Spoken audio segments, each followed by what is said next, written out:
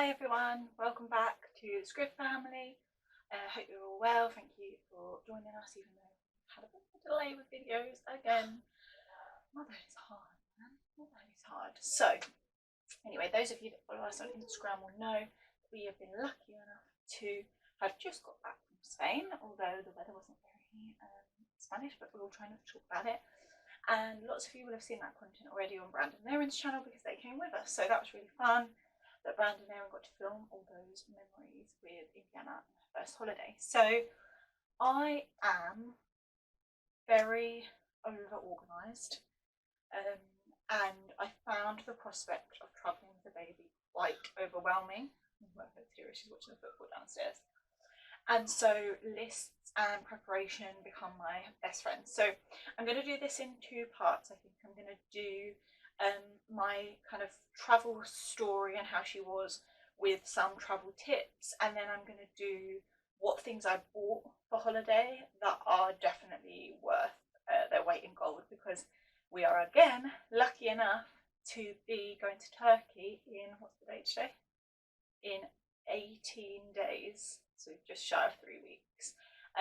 So Spain was like our little test run, and now Turkey is the big vacay. So stay tuned for a little story about how Indy was on the flights and what are my best tips for you. When it came to booking flights, I started thinking about it far too much, and in the end I just thought, we'll make anything work. So our flight going out was actually smack bang at bedtime. So it was supposed to leave at 6:50 in the afternoon. So we wanted to give ourselves plenty of time, so we got to the airport at about 3:30. I ended up dropping Dan off, going through the drop-off, dropping Dan off with all the luggage, and then I went through and parked the car with Indiana, and then I came on the shuttle bus. Erin ended up jumping in the car with me, but I came back on the shuttle bus with Indiana in the travel buggy, and that's how we managed that with all the luggage with the parking, because otherwise I don't know how we would have done it. We then were all told that we had to queue up to have all our COVID stuff checked by Ryanair, but we didn't. So actually Dan could have done all the luggage while Indy and I were sorting ourselves out. But anyway, this I found really stressful. Ryanair do this like self check-in bag drop, and it was honest to God painful. A lot of things happened in both of these journeys that were very stressful, but be reassured that absolutely none of them were to do with Indy. Indy was an absolute trooper the whole way through. She just plodded along living her best life. So we got stuck at this self-check-in bag drop for ages. Erin and Brandon got stuck because theirs was overweight, and ours was stuck because I accidentally scanned the wrong boarding pass and it got linked to the wrong thing, and it wanted us to pay. Well, anyway, nobody came to see us for like 15 minutes, even though we were calling. Then we tried to go and they said, oh, the car seat hasn't been tagged, and they were like, oh, someone needs to do that for you, and it was just not signposted. It was just a nightmare. So if you guys are going from Stansted and if you're flying with Ryanair, please give yourself plenty of time, and just know that they were not very helpful. So hopefully that'll be different because we are flying with EasyJet to Turkey, but we'll see. So that's that. Then we went through security. Was fine. I have to admit, I've never paid much attention to people with children going through security, so all of a sudden in the queue I was like, what happens? Through security you did all your normal things, put your electrics to one side, your liquids, all the stuff that you've done for years and years and years. And then what happened is that at Stansted, Indiana came out of the buggy and went through with Dan, and then the buggy was pushed through by me and went through the metal detector with me, and then on the other side I had to push it to a lady and she scanned it all while we were getting our other stuff, and then she pushed it back to me. So that was what happened there. I did have to take everything off the buggy, that stuff that was in the basket and everything, so that's a heads up. On the way coming back, so from Girona Airport, they put her buggy through the security thing. So I think it just depends on which airport you go. We got through security and we got to the other side, and it was finally time to chill. So we sat down, we had a really nice meal in Wetherspoons because we knew we probably weren't going to eat anything proper. It was going to be like 11 o'clock by the time we landed in Spain. Gate number came up, we poodled on over there and got changed Indy's bum just before we got on the plane, because it was only an hour and 50, so I thought, oh, I'll make our lives easier and we won't change her while we're on the plane, we'll just change her either side. So we changed Indy's bum, we all got ready, we sat in the lounge and we'd booked our seats, so we were happy to kind of just chill. But the queue just never started moving. So we were sat, you might have seen this in Erin's video, we were sat waiting to board the plane for probably 45 minutes, an hour. And then once we all got on the plane, they made an announcement saying that we'd then missed our pushback slot or whatever, and that we were going to be sitting there for another 45 minutes. Now, I was already freaking out at this point because Indy hadn't slept. She hadn't really fed either. Indiana is a very distractible baby and won't feed if there's like lots going on, and no matter what I tried, she hadn't fed. So I was panicking. I'm not a very good flyer as it is, and I found this very very anxious and nerve-wracking time. But Indy was awesome. We had screen recorded some Hey Bear sensory, which is her absolute favourite. It's the only screen time she really has. And she sat and watched that on my lap, and eventually she just passed out on my lap. And she's not a baby that sleeps on people very often. So for those of you that have babies like mine who doesn't contact nap as much as I try, for those of you that have babies like that, if they are tired enough, they will sleep. So she fell asleep on me probably, I would say, for about half an hour, and then woke up when the whole thing started going bing bong bing bong to say that we were going to take off. She was absolutely fine on takeoff. We tried to give her some Calpol out of a sachet. Big mistake. If you're going to do the Calpol thing, just take the bottle and a syringe, or buy some in Boots and take a syringe, because the Calpol sachet went everywhere. Down and I were then sticky for our entire flight, which was not the one. So we got a little bit of Calpol in her, I would say, but she sucked her fingers, and also I gave her like a teether to chew and suck on. Would not have cared less. She didn't care where she was. She didn't, she was waving at everyone like the Queen. She was going over and sitting with Erin and Brandon in their spare seat. She was looking out the window. She was not scared of any noise or anything. So I think that really reassured me, because I'm not a great flyer, and so I was worried that she was going to pick up on me, but she was fine. At landing, yeah, all good. We collected everything fine on the other side, and we went through and we jumped in a cab to the villa. Villa-wise, the actual holiday itself, like, nothing to report exciting-wise, really. It was lovely because my family were all there, who are all desperately in love with Indy, and so I never really had to have her in my hand lap, keep her entertained for any length of time, so that was really nice. Sleep routine wise in travel cot, sleep totally went out the window.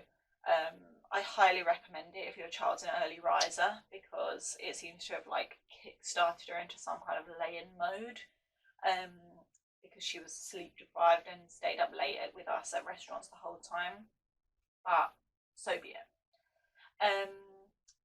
On the way back, our flight was at 10 in the morning, so we got up about 6, which is a fairly usual time for Indy outside of holiday, and she was fine with that. She did fall back to sleep in the cab on the way to the airport. And then pram wise, I did personally buy a pram bag. If you have bought yourself a really like cheap throwaway stroller to take abroad with you, then I would say it's not really necessary. But my mum had bought a travel buggy for us, and then when she has Indiana, when I go back to work, that is going to be her buggy, so I did kind of want to take a bit of care of it. So I did buy a pram bag. I also personally did, because ours is not like an umbrella fold pram travel buggy, so it's not long like this, it goes flat like your standard buggy. It took a bit of faff getting it in that bag, so I personally did it when we were waiting to board the plane, rather than actually doing it next to the plane. This worked out fine for us because both ends, there were stairs, and you had to, and there was no lift. So there was lifts for most of the bits, but the bit where you actually went to the plane, there was stairs. So if she had been in it anyway, we would have had to have taken it down. So this was fine, and that worked out really well for us. So on the flight back, it was about 10 o'clock. Indy fell asleep at takeoff. No word of a lie. The girl's eyes closed, bang, as we were like tearing down the runway. So that can just tell you how unbothered she was. I didn't bother with the cowpaw this time. She didn't seem to be that bothered. She was sucking her fingers because she was going to sleep. Flight was beautiful.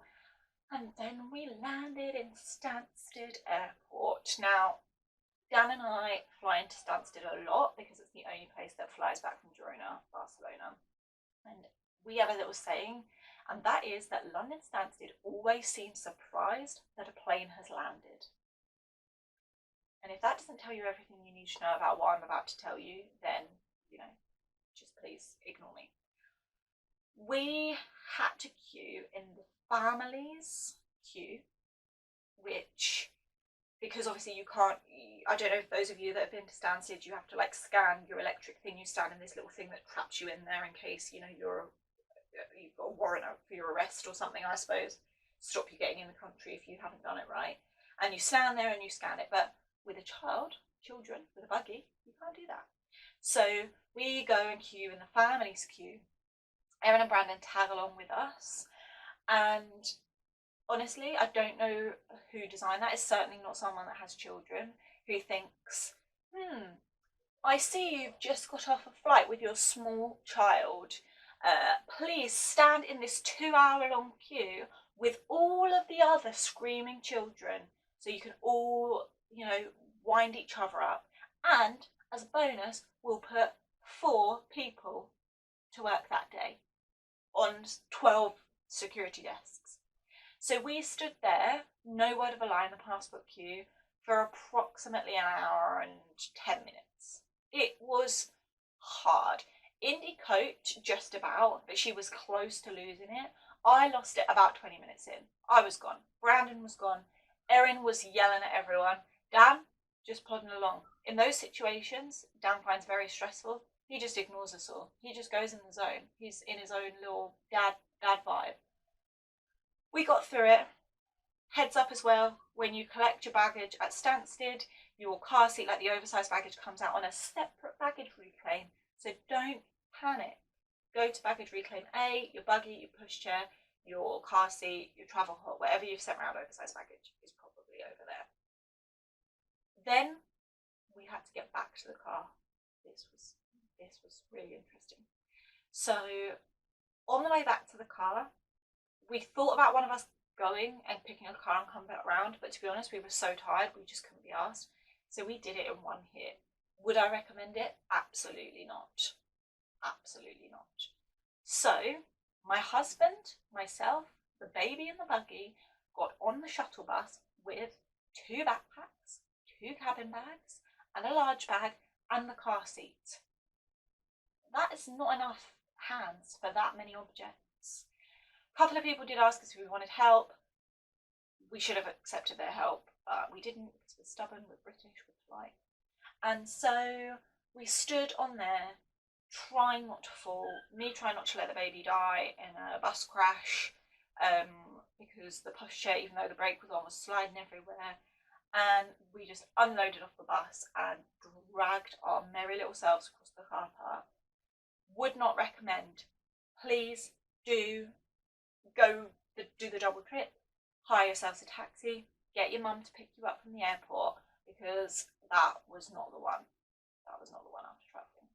So this little story in itself is to say that actually, although we had a fairly stressful journey for multiple reasons both ways, absolutely none of it really was to do with Indiana. She was fine, and even with all those stresses, she was fine. We made it. We did it.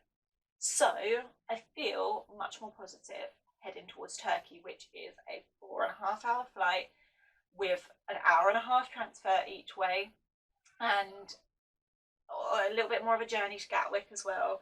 And I know that we'll make it work. because Dan and I are a really good team and Indy is an absolute trooper. So this video is 18 minutes long. Don't know how that happened. So what I'll do is I'll leave this as a like travel story sit down video, and I will do all the tips and what I bought in the next video, so stay tuned. Don't forget to subscribe. Make sure you give this video a like and a comment. I'm really trying to get ahead with videos, so I should have like 3 or 4 maybe filmed by now, hopefully. And let me know what you would like to see from us. Hopefully we're going to be vlogging Turkey, so that content should be up fairly shortly. And make sure you follow us on Instagram at the Scriv Family. See you all really soon.